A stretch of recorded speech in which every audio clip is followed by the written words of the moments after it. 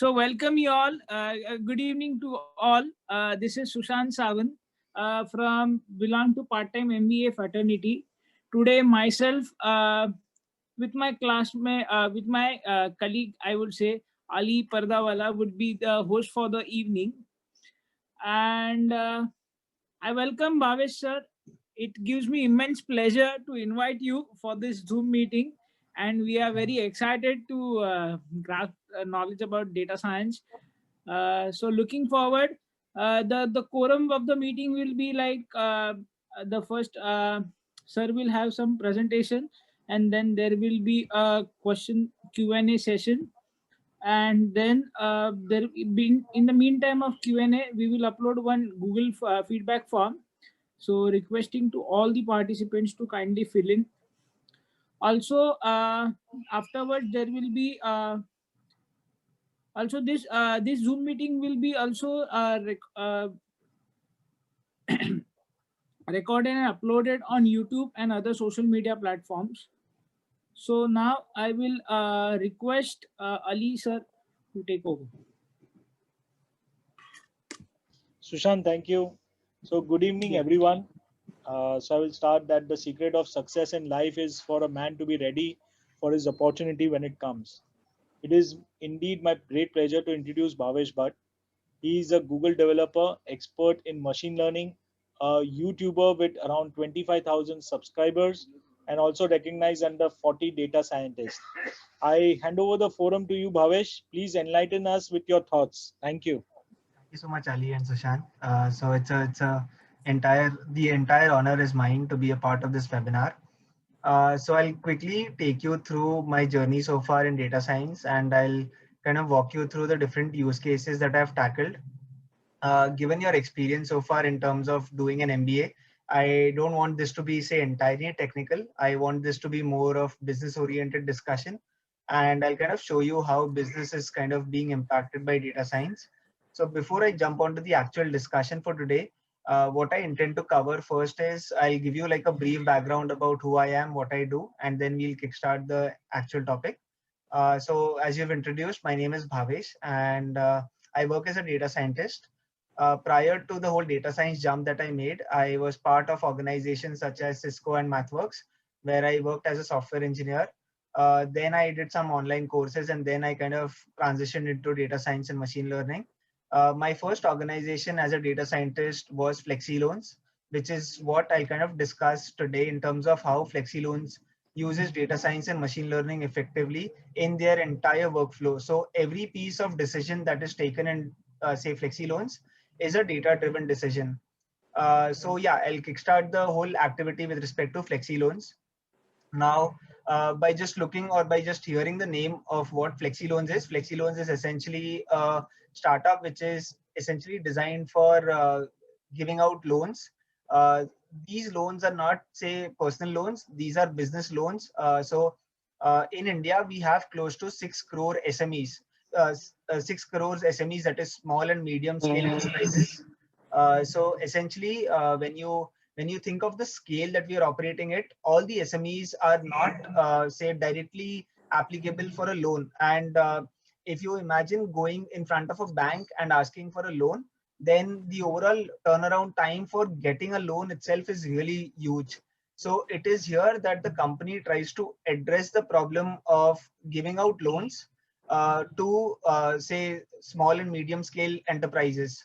So the idea is very simple. How can we leverage data in order to give out unsecured loans? So I'm pretty sure a lot of you would know the difference between secured loans and unsecured loans.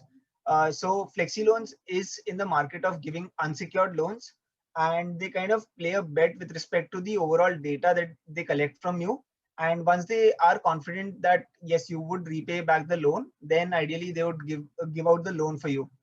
Now, one vision that I want to share with respect to the organization is they want to get to a stage wherein think of the immediate disbursal of a loan when you apply for a loan. So wouldn't it be great if you can, say, apply for a loan on an online application or a web portal and get the loan disbursed in real time?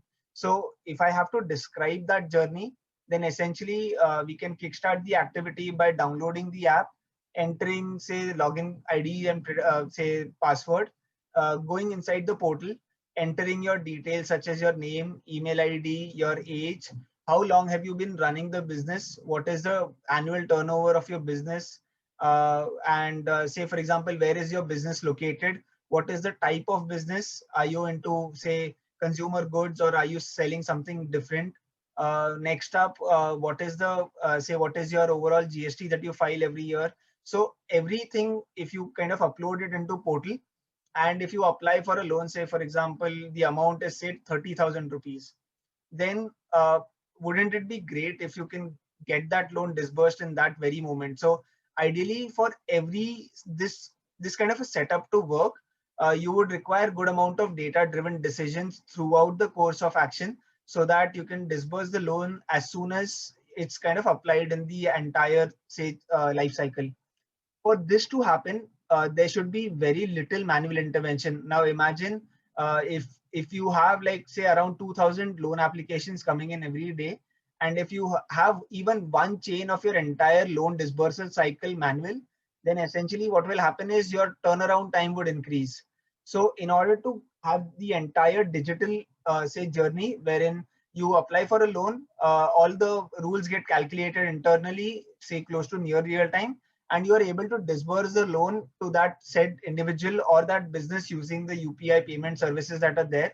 For all this to happen, data comes in very handy. Now, how is the data actually used is where the essence of machine learning and data science comes into action. So one use case that I worked on heavily was documenting the workflow in terms of identifying documents. So you have different documents that you upload, like a PAN card, you have an Aadhaar card, you have your GST documents, you have the income tax return documents as well. So what we had previously was we had this entire activity carried out manually. So we had a team of 5 people who used to open the document, check which document it is, if it's a valid PAN card, if it's a valid Aadhaar card, and the other documents as well. And then we would kind of proceed to the next stage. So ideally at this point of time, what we thought was we thought of creating like a real-time document classifier. So think of it as a web portal wherein you upload any document, be it your passport, be it your GST certificate, be it your PAN card, Aadhaar card, any certificate. What we are able to do very smartly with high accuracy is we are able to predict which class that document belongs to.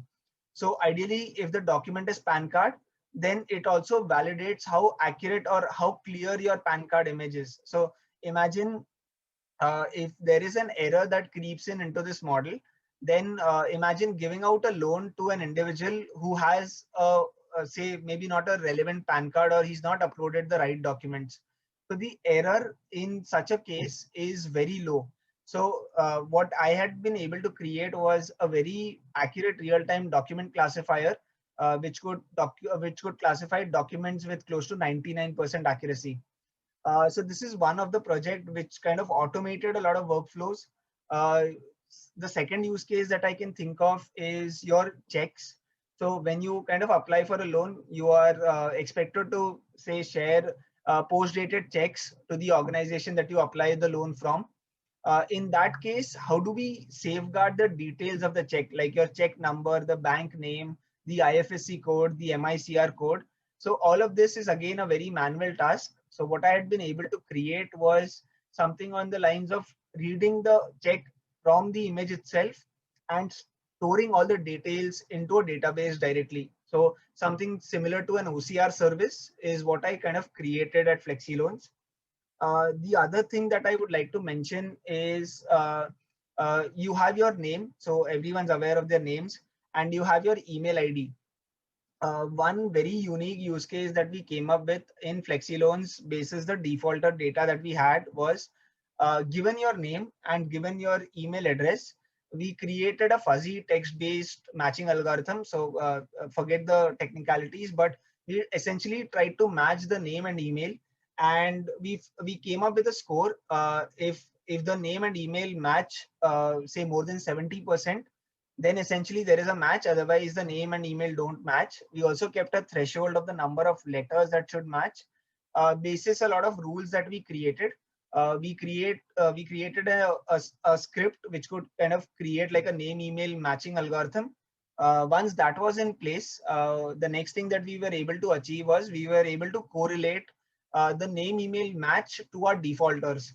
So if my name is Bhavesh Bhatt and if I have a fancy email ID like Rocky underscore XYZ at the rate yahoo.com, for example, then essentially there is very little match between my email and name. So in that particular use case, what happens is there is, so what we observed from data as well was people who don't have a name email match have a tendency greater than the people who have say name email matching for them. So if your name and email doesn't match, what we observed was 30% of our defaulters had a name email mismatch with them. So this was a very good insight that we generated that kind of fed back to our product, and we were able to incorporate that into our workflow as well. The other piece that I can mention in terms of how data science and machine learning is playing a very vital role is understanding the end user behavior. So trying to predict the tendency of default using features such as geography. So one simple data point that I can highlight here is uh, if for example I pick up a city like say Delhi, based on data we were able to observe that Delhi had more defaulters for high ticket loans as compared to other cities like Mumbai, Pune, Hyderabad, and the other cities that are there. So we were able to now figure out that these are the cities that we have to carefully examine our entire application, and they some amount of weightage to the location as well, because our overall say books would have been cluttered if we wouldn't have taken care of this piece as well. So these are some of the applications that we kind of came up at FlexiLoans. The other piece that we say heavily relied upon was creating the entire say so a lot of companies use CIBIL score. I'm pretty sure you would have heard of CIBIL score in say your when you apply for a credit card or when you apply for a loan as well. CIBIL score is something that companies track. So we didn't use CIBIL as is. What we did was we kind of incorporated a lot of features. Your overall digital footprint is something that we incorporated into our models. Your location, the years of establishment in terms of that business, and then we were able to come up with something called as True Score, which is a proprietary score that has been developed in FlexiLoans. So now we are better able to understand the end customer rather than just relying on CIBIL score.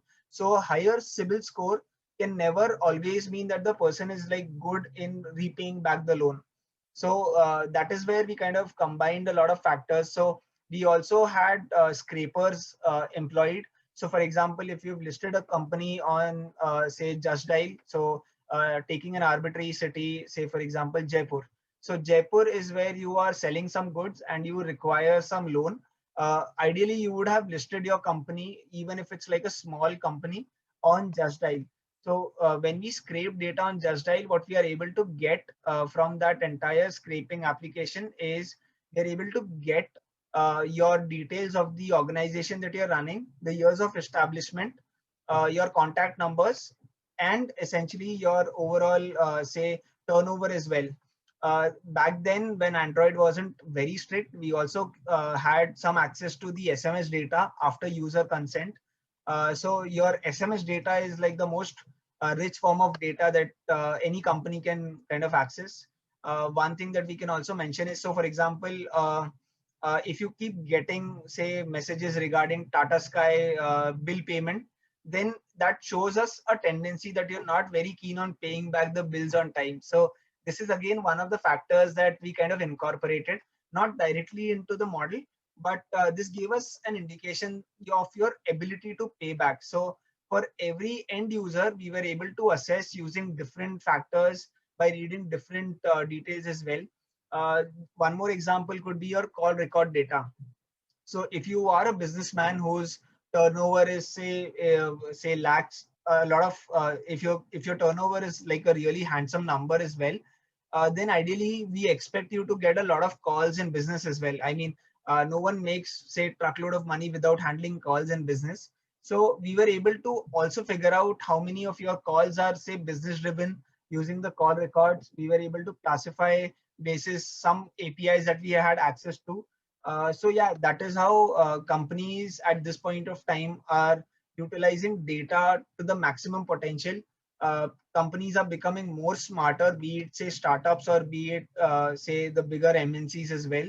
So as you go along, I think your roles would be to say derive business out of say different domains that you work for.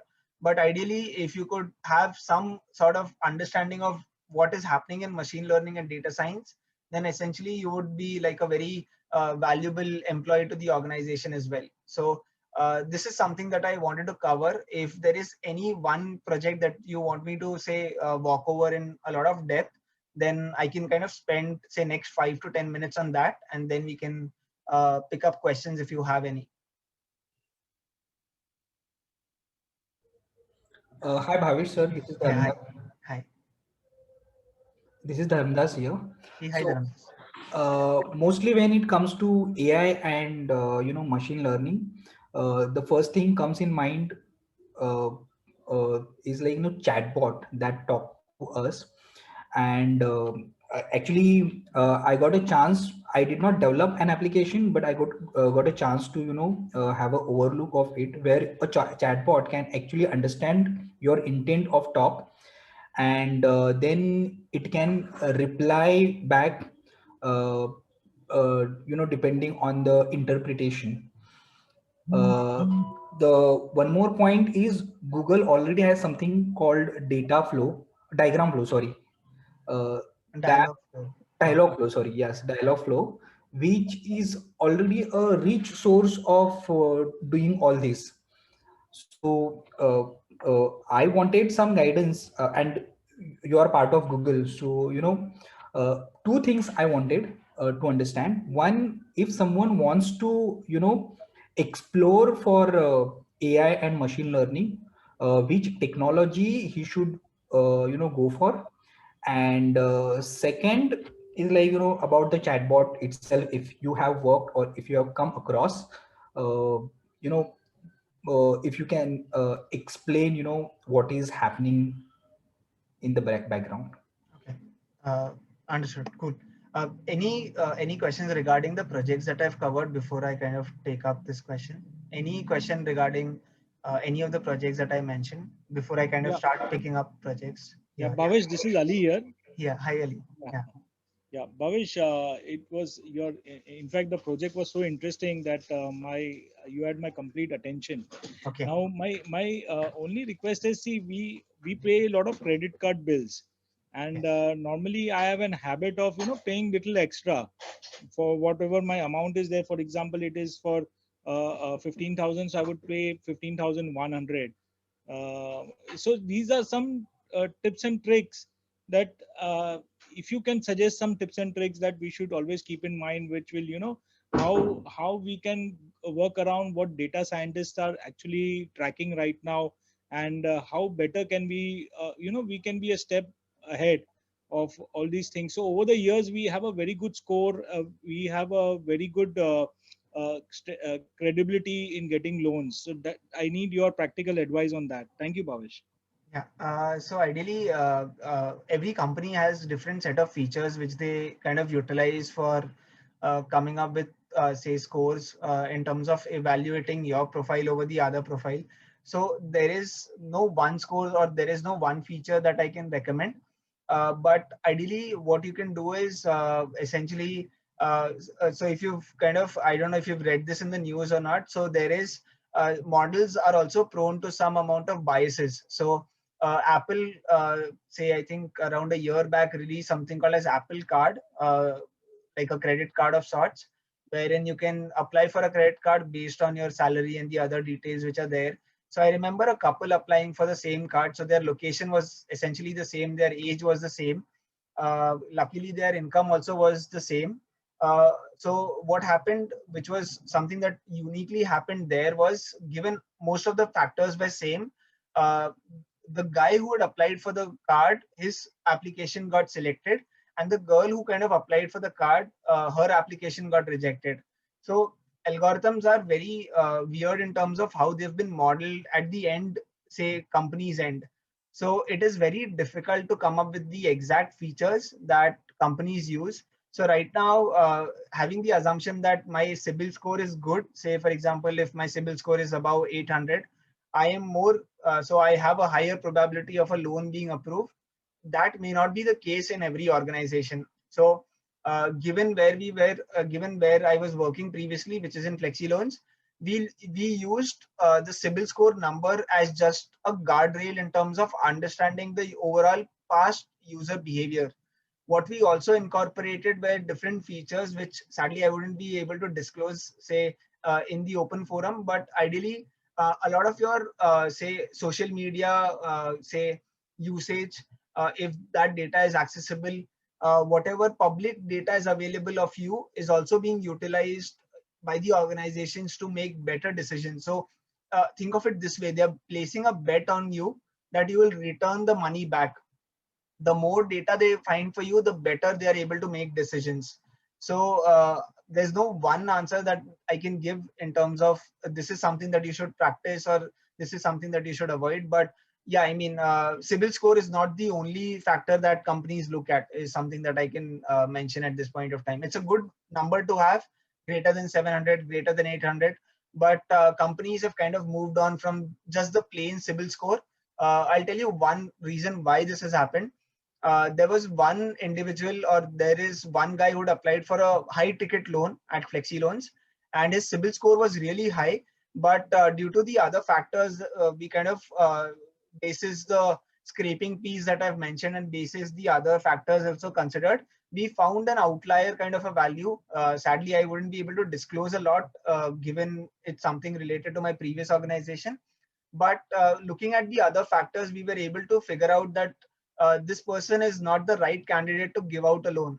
So a couple of factors that we considered were his bank statements. So he was going through tremendous amount of loss. So the organization was not doing that great as well. So if I have to give out a business loan, I wouldn't only rely on CIBIL score. I would look at a lot of factors like your bank statements, your SMSs that I've mentioned, your call records, and the other factors as well. So it's a holistic thing. And yeah, I mean, good to maintain like a good overall social profile as well, so that in future your loan gets approved as well.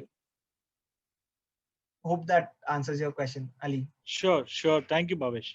Yeah. Coming back to the ML question, one place to start machine learning is pick up a language that you like. So there are two languages that are very popular in data science. One is R and the other is Python.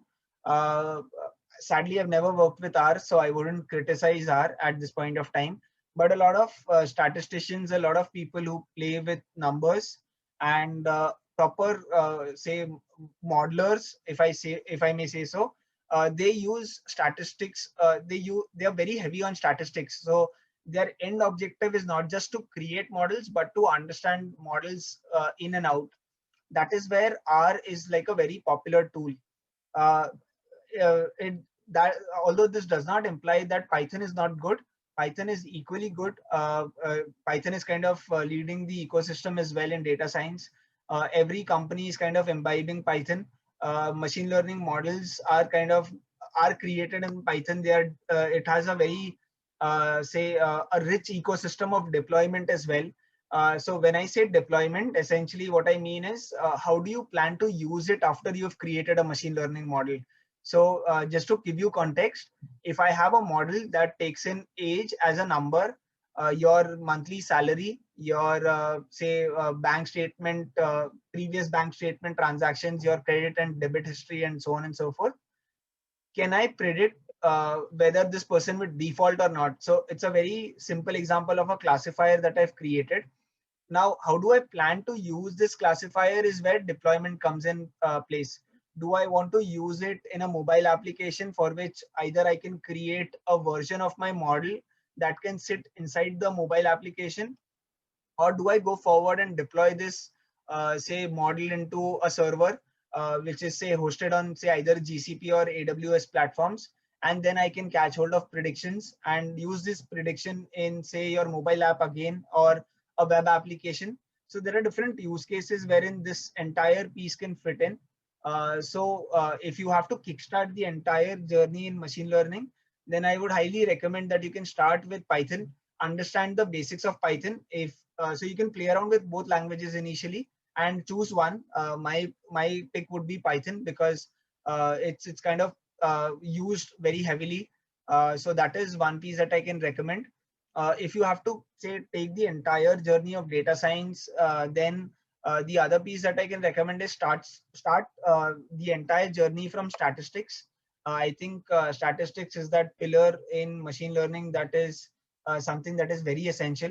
So start with statistics, go through your different tests that are there. So every every bit of insights that we were able to generate in FlexiLoans was a test driven insight. So ideally, whatever insights came out that 30% of our defaulters had a name email mismatch, this was in line to a test after all the numbers that we have punched in. So we can do a statistical analysis on the results that we are getting as well. So the field is ever evolving. I mean, today, if I sit down and see what is the current, current happening in terms of which models are used, then I'm already a couple of months behind. So in order to keep pace with the entire, say, advancement, all you need is a good fundamental understanding of statistics, a good amount of understanding of linear algebra. And if you are comfortable with the initial pieces, that is coding, either R or Python, and the initial mathematics piece as well, then the next thing that you can pick up is you can pick up, say, simpler courses online. So I kickstarted with a course called as Introduction to Machine Learning on Udacity. It's an entirely free course. You can basically learn what regression is, what classification is, without being bombarded with a lot of mathematics. So initially, you want to get the concepts clear before you jump into mathematics. Once that piece is, say, solved, then you can move on to the complex mathematical courses as well. So that is something that I can recommend with respect to how you can kickstart your journey in, say, data science and machine learning. Second thing is with respect to chatbots. I've not, say, actively worked on chatbots at my end. So I worked on computer vision problems. I worked on good amount of natural language processing problems. I worked on time series based problems as well. Chatbots is that one field which I have very limited knowledge, but basis whatever I've understood of the question as well, what happens is a lot of these chatbot applications do exist, like the one that you mentioned. So there is one popular interface as well, which is called as Rasa, if I'm not wrong. So all these interfaces are really good, but when it comes to actual, say, usage of your chatbot application, you have to also remember or also understand who is the end user of your application. So if you have trained your entire corpus of documents, so think of it as a question answering system. So uh, the way you would train a chatbot is you would identify the named entities in that, say, question, identify the intent of the question, and correspondingly you would train a model that would give out the answer for you as well. If that is the use case, and if say you've trained it on the entire English corpus of questions and answers, one place where it can go wrong entirely is if you intend to deploy this entire chatbot in India. So in India, we have like a combination of English and Hindi languages used in chat. So I can type one piece of sentence in English and the other piece in Hindi. So I can combine the two and I can kind of write that query. So it is here that you'll have to train the entire model with a custom training data set and then come up with the final chatbot as well. So yeah, I mean, that's how the entire process is. So in terms of, say, creating the chatbot, in terms of what happens behind the scene, it's essentially training a lot of question answer pair to understand patterns in that piece of data and then giving out an answer for you. And then so a simple chat bot could also be, if you want to book tickets, say for say Book My Show, then the answer would already or the question would have been trained with respect to that Book My Show is an online booking platform. And if you, say, mention the latest movie that is to be released, then Google would have trained it automatically basis the data that they have. At our end, we can only keep training the models in order to reach at the level that Google has already reached. So yeah, that is something that I wanted to mention. Hope that answers the question. Yes, Bhavesh, thank you so much. Okay. Hello, Bhavish. Hey, hi, Priyanka. Hi, I have one question. We have lot of algorithms in machine learning, like logistic clustering and all. So I just wanted to know that which algorithm is widely used in finance sector. So okay. So I wouldn't give an answer that this algorithm is like widely used. So it all depends on use case to use case. But one simple example that I can give you is uh, how many of you are aware of what CIBIL score is? The number. Everyone has a CIBIL score number with you. I mean, Yeah, yeah. it's 4.5.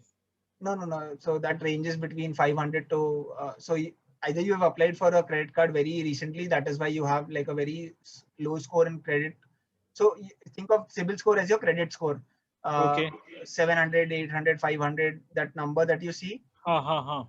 So what happens is that number is essentially given out by an organization called as TransUnion CIBIL. So they have all of your repayment history with them. So whenever you kind of repay back a loan, they keep track of that and they kind of keep either improving your CIBIL score or say decreasing your CIBIL score. Now the uniqueness about that score is essentially CIBIL score is essentially an output generated by a logistic regression model. Now you might wonder that logistic regression is a classification algorithm and how is it giving out numbers in that continuous range? The logistic regression gives you an output in form of a probability. So class 1 and class 0, considering it's a binomial, considering it's a binary classification problem, logistic regression is a classification algorithm that will give you a probability of class 1. So we can consider class 1 to be people who won't default, and class 0 would be people who would default in future. So ideally, the number that you see here is nothing else but your probability of not defaulting. Higher the probability, chances are less that you won't default. Whatever probability score that you have, say either 0.7 or 0.8, that is scaled to a level between say 400 to 900, whatever the CIBIL score range is. So that is how say a lot of algorithms are used in the industry. But yeah, I mean, there's no one algorithm that I can pick. But there's one thing that I would also like to mention here, that with respect to all the machine learning algorithms, and if you are into say a business driven role, then one thing that is catching up today is something called as model interpretability. So whatever models you create, even if it's a complex model, you should be able to justify the entire model to the business stakeholders. So what I mean by that is, if I create a defaulter model and if I give out if I generate a model that is able to tell me with high accuracy that this particular person is having a tendency to default, then ideally what happens in that use case as well is I should be able to tell business the features that highly depend on why this person is having a tendency to default. Is it because of the location? Is it because of the CIBIL score? Is it because of the bank statement?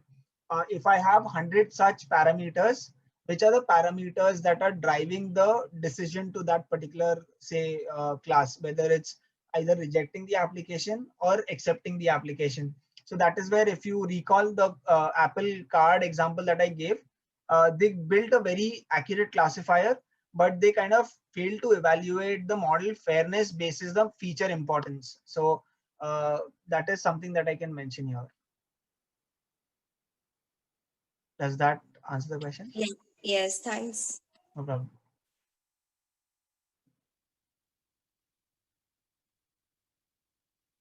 Any other question with respect to ML, data science? How can you guys leverage ML or something of that sort?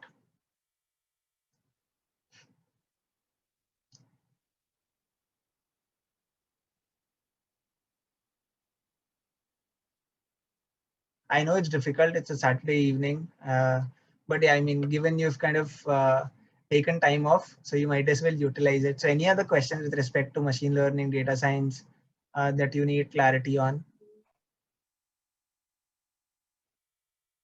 Bhavesh, Yeah. it's been a really very long time since I heard this sentence. It's a Saturday evening or a Saturday Yeah, morning. yeah, I remember. Yeah, no questions, no such questions from my end. Okay, It was very nice seeing you actually. cool.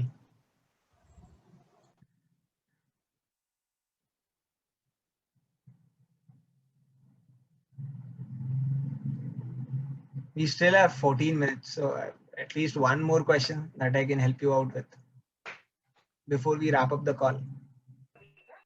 Uh, Hi, Anas. Yeah. Hey, hi, Anas.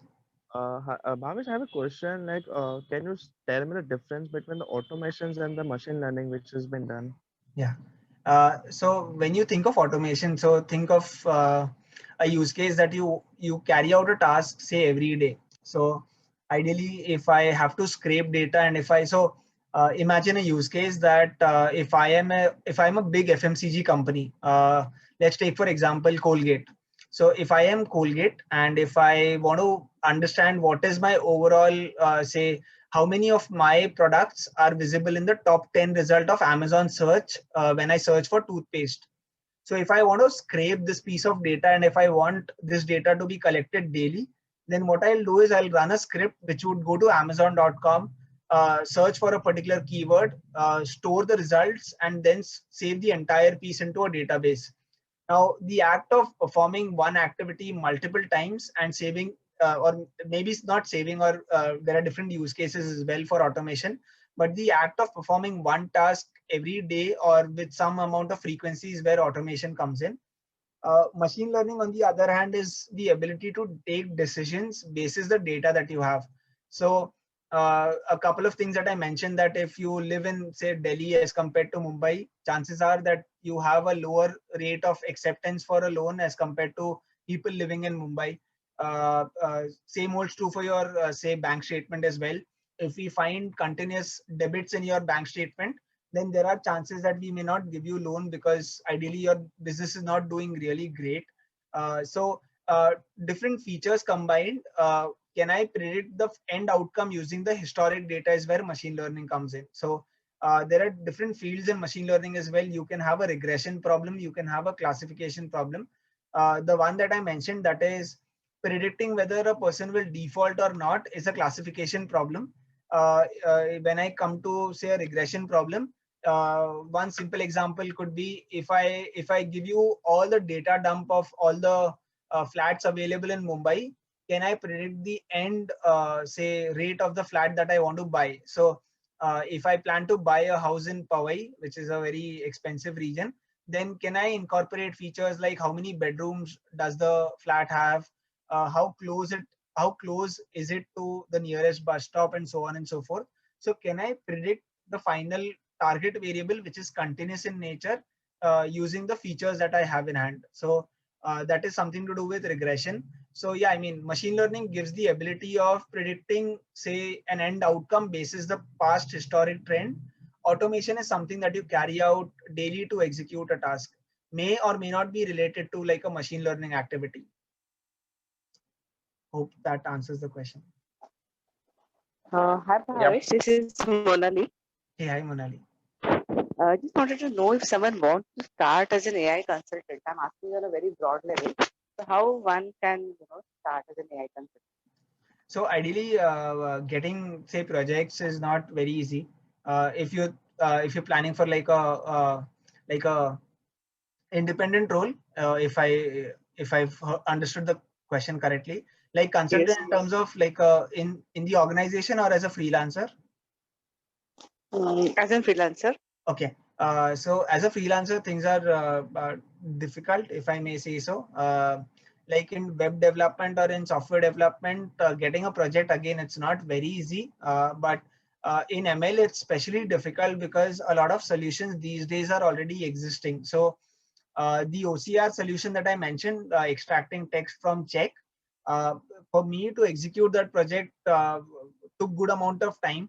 And I had to reiterate through multiple models that I created.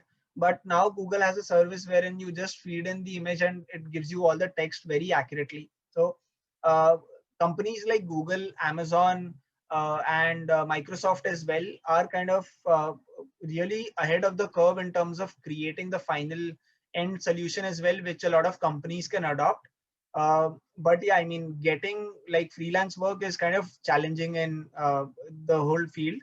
However, having said that, if you can say maybe start teaching in organizations and create like a portfolio of sorts, wherein you are either say writing good blogs or you're contributing to the open source community as well, then there is good amount of chance that you can kind of get good amount of projects as well using say. So I've never kind of worked say on say the freelancing websites as well. I don't know how the entire process is for say ML or data science.